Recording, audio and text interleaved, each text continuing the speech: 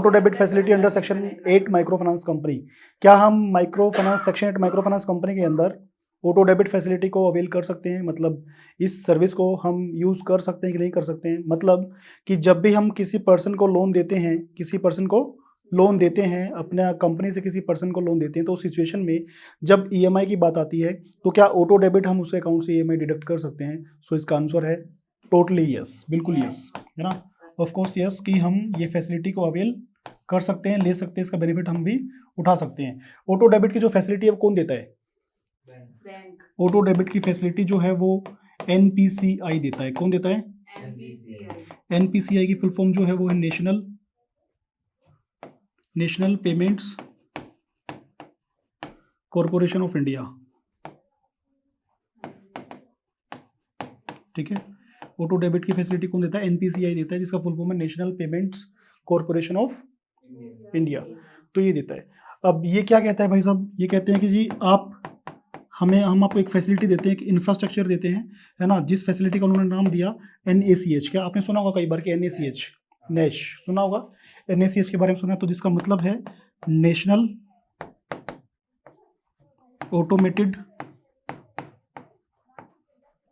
Automated clearing house. ठीक है, national automated clearing house. तो एनपीसीआई बेसिकली जो कंपनी है इंडिया की, वो क्या करती है? बेसिकली उसने एक फैसिलिटी दिया अपने को नेश का, है ना। नेश से पहले ये लेके आया था, उसका नाम था ECS आपने सुना होगा पहले, ECS, है ना, इलेक्ट्रॉनिक क्लियरिंग सिस्टम। ठीक है, इलेक्ट्रॉनिकली क्लियरिंग सिस्टम ये लेके आया था, लेकिन इलेक्ट्रॉनिक क्लियरिंग सिस्टम को इन्होंने रिप्लेस करके क्या कर दिया? नैश कर दिया। क्यों कर दिया? क्योंकि जब हम ECS करते थे ना, ECS अगर जब हम लगाते थे तो ECS को मैंडेट कराने के लिए हमें प्रॉपर उसके कैंसिल चेक लेने पड़ते थे पर्सन से, प्रॉपर मतलब मैंडेट फॉर्म फिल करना पड़ता था, जो नैश में ये ज़रूरत नहीं है, नैश में ये नीड नहीं है। तो बहुत सारी चीज़ें थी, कई बार फॉर्म गलत हो जाता था, या फिर कई बार डेटा मिसमैच होता था, कई बार के सिग्नेचर के मतलब कस्टमर के सिग्नेचर मिसमैच होते थे चेक पे। तो उन सारे रीज़न से ECS इतना सक्सेस नहीं हो पा रहा था, या फिर थोड़ा सा बर्डन में वो था, ओवर बर्डन था चीज़ें ECS के अंदर जो हमें फील करनी पड़ रही थी, इस कारण से कि जो भी फिर लोन हम EMI लेते थे लोगों से, तो वो डिले भी हो जा रही थी। 1-2 महीने जो EMI है शुरू में डिडक्ट ही नहीं हुआ, बिकॉज ECS लगा ही नहीं, क्योंकि ECS में सिग्नेचर मिसमैच थे, या फिर उसने NPCI ने उसको वेरीफाई किया ही नहीं। ठीक है, तो फिर नैश आया।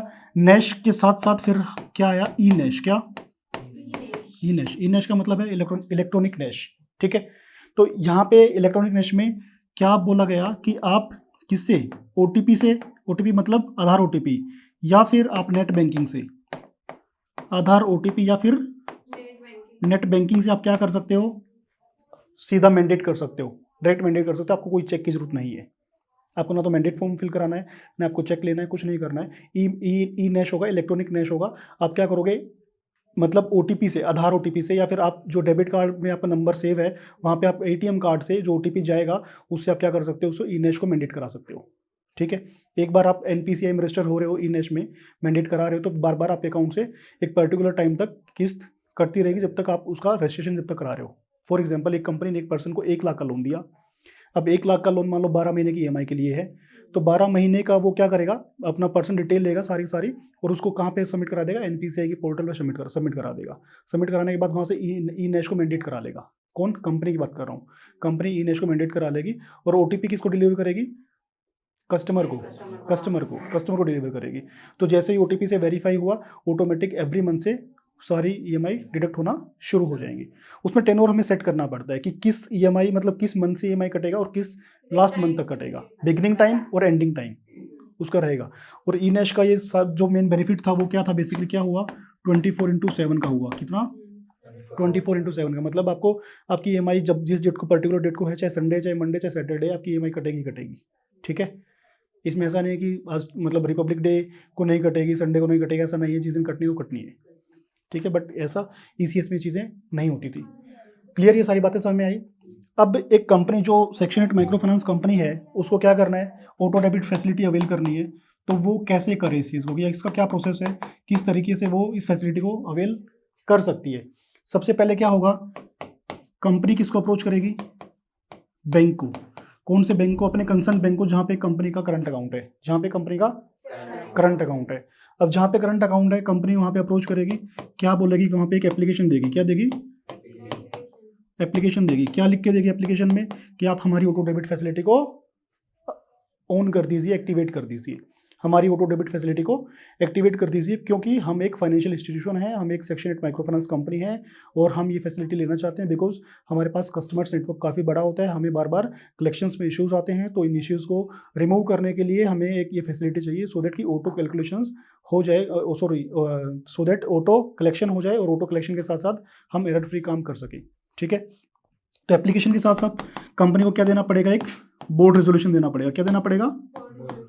Board resolution. बोर्ड रेजोल्यूशन क्यों देना पड़ेगा? क्योंकि जो पर्सन ऑथोराइज सिग्नेटरी है, जो इस एप्लीकेशन को देगा, जो इसको साइन करेगा, वो बोर्ड रेजोल्यूशन में ऑथोराइज बनेगा। ठीक है, तो बोर्ड रेजोल्यूशन और एक एप्लीकेशन जिसमें मेंशन होगा कि ऑटो डेबिट फैसिलिटी के बारे में, वो दोनों की दोनों चीज़ें कंपनी बैंक को सबमिट करेगी। जैसे ही बैंक को सबमिट करेगी तो बैंक क्या करेगा? उसको एक कोड जनरेट करेगा। क्या जनरेट करेगा? एक कोड। और साथ में एक उस कोड के साथ साथ एक क्या देगा? पोर्टल देगा। क्या देगा? पोर्टल देगा। आफ्टर अप्रूविंग या फिर after allowing of application, bank NPCI से मतलब कॉन्टेक्ट करके कोड देगा किसको? उस कंपनी को, सेक्शन 8 माइक्रो फाइनेंस कंपनी को, और एक पोर्टल उसके लिए एलोकेट कर देगा।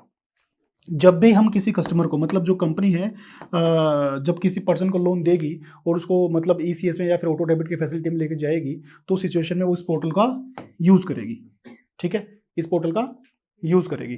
तो इस पोर्टल का यूज़ क्यों करेगी? कुछ डिटेल सबमिट करने के लिए। फॉर एग्जांपल, जितनी भी मैंने लोन, मतलब जब भी मैंने उस पर्सन का ऑटो डेबिट कराना है, मतलब मैंडेट कराना है, तो उसके लिए मुझे कुछ डिटेल्स उसमें सबमिट करनी पड़ेंगी।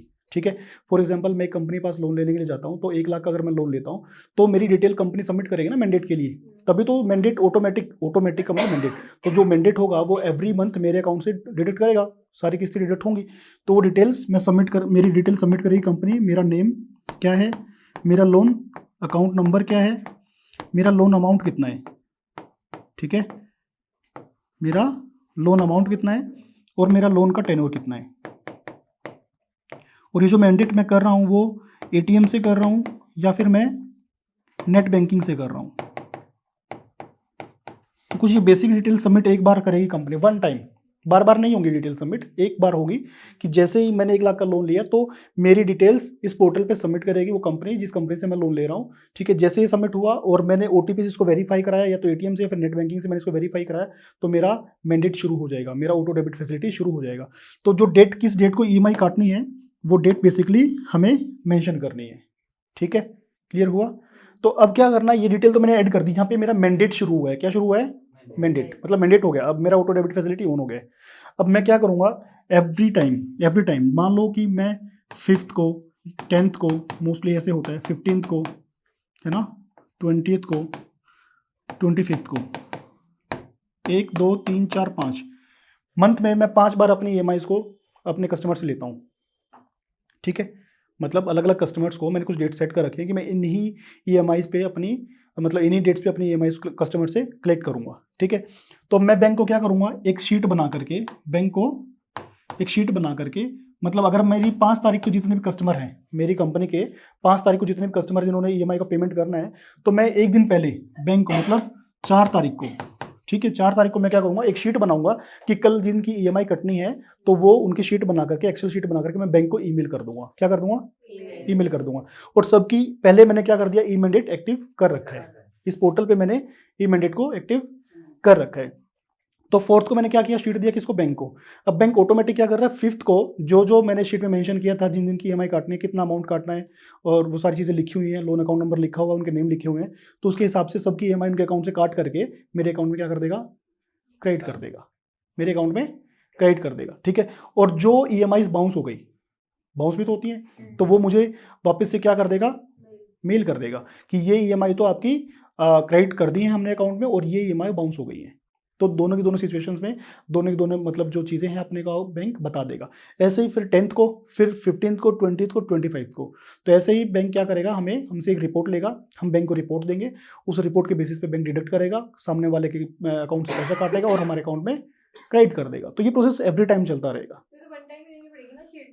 शीट वन टाइम नहीं, शीट एवरी टाइम देना पड़ेगा, एवरी मंथ देना पड़ेगा आपको। ठीक है, क्योंकि आप एवरी मंथ काट रहे हैं ना, एवरी मंथ आपको बताना पड़ेगा। हमने यहाँ पे क्या किया, मैंडेट को ऑन किया है, एक्टिव किया है, लेकिन बैंक को शीट तो हम हर बार भेजेंगे ना, ठीक है। या फिर आप बैंक में कोई ऐसे बैंक का स्टैंडर्ड प्रोसीजर है कि हम एक ही बार में उसको बोल रहे हैं कि ये ईएमआई आप इतने मंथ तक काटते रहिएगा, हम स्टैंडिंग इंस्ट्रक्शंस दे रहे हैं। तो अगर ऐसा कोई प्रोसीजर बैंक का है, बैंक कहता है नहीं आप ऐसे कर सकते हैं, तो वो वैसी फैसिलिटी अवेल कर सकते हैं। नहीं तो आपको एवरी टाइम, जैसे मैं अगर मैं एयू बैंक की बात बताता हूँ, तो एयू बैंक में ऐसा नहीं है। एयू बैंक में बेसिकली क्या होता है कि आपको एवरी मंथ क्या करना पड़ेगा, शीट देना पड़ेगा, एक्सेल शीट आपको देना पड़ेगा। और ऐसा होता है कि कई बार क्या होता है कि भाई जैसे मान लो 5th को अपने पास पैसा आ गया, अब जो किस्तें बाउंस हुई हैं वो किस्तों का भी हम क्या करते हैं, वापस से ऑटो ईसीएस दोबारा से लगाते हैं, री ईसीएस उसका लगाते हैं। तो जब री ईसीएस के लिए ईसीएस के लिए जाएगी कंपनी, तो उस सिचुएशन में भी उसको दोबारा से शीट फिल करके दोबारा से देनी पड़ेगी कंपनी को कि नहीं, हम मान लो कस्टमर को फोन करके बोल रहे हैं कि आपका जो ईएमआई वो बाउंस हो गया है और 8 तारीख को या फिर 9 तारीख को हम वापस इसको लगा रहे हैं, है ना, या फिर ऑटोमेटिकली लग जाएगा। तो इस तरीके से हम कस्टमर को प्रेजेंट कर रहे हैं, तो वहाँ पे फिर हम उस शीट को वापस बैंक को देंगे और बैंक फिर उसको लगाएगा। ठीक है, क्लियर हुई। तो ये है ऑटो डेबिट फैसिलिटी।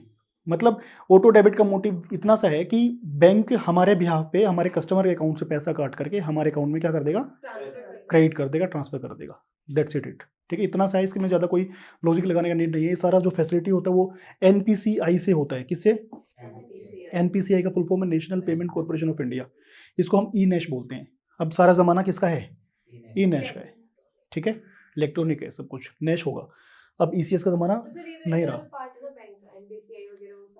वो इंटरनल पार्ट है। तभी तो हम कह रहे हैं हमें बार बार एनपीसीआई के पास नहीं जाना ना, वो बैंक, तभी तो हम बैंक से कांटेक्ट कर रहे हैं। बैंक से कांटेक्ट इसलिए तो कर रहे हैं कि बैंक सारी चीज़ों पे अपने आप उसको मेंटेन करेगा, वो हमारा टेक नहीं है, हम तो सिर्फ बैंक को बोलेंगे। बैंक के पास हमारा क्या करंट अकाउंट है, भाई ये फैसिलिटी में बैंक से चाहिए तो चाहिए, दैट्स इट। और ये सिर्फ ऐसा नहीं कि भाई माइक्रो फाइनेंस कंपनी के लिए, कोई ऐसा कोई जैसे स्कूल है, अब कई बार ऐसा होता है कि भाई स्टैंडिंग इंस्ट्रक्शन स्कूल अपने बैंक को देता है कि इन अकाउंट से पेमेंट आपको ऑटो डेबिट इस मंथ में काटनी है, तो ये भी पॉसिबल हो सकता है। मतलब ये चीज़ कोई भी अवेल कर सकता है। आप कहीं से कोई फैसिलिटी लेते हैं, जैसे मान लो आपने इंडिया मार्ट से कोई फैसिलिटी लिया, आपने जस्ट डायल से कोई फैसिलिटी लिया, आपने सर्विस लिया, तो उस सिचुएशन में भी ऑटो डेबिट का फैसिलिटी काम आता है। तो ये जरूरी नहीं कि फाइनेंशियल इंस्टीट्यूशन इसको यूज़ करें, तो ये कोई भी यूज़ कर सकता है जहाँ पे लगता है कि अपने को यूज़ करना चाहिए। क्लियर, कोई डाउट नहीं इसके अंदर। वेरी इजी टॉपिक है और वेरी इंटरेस्टिंग टॉपिक है। डन।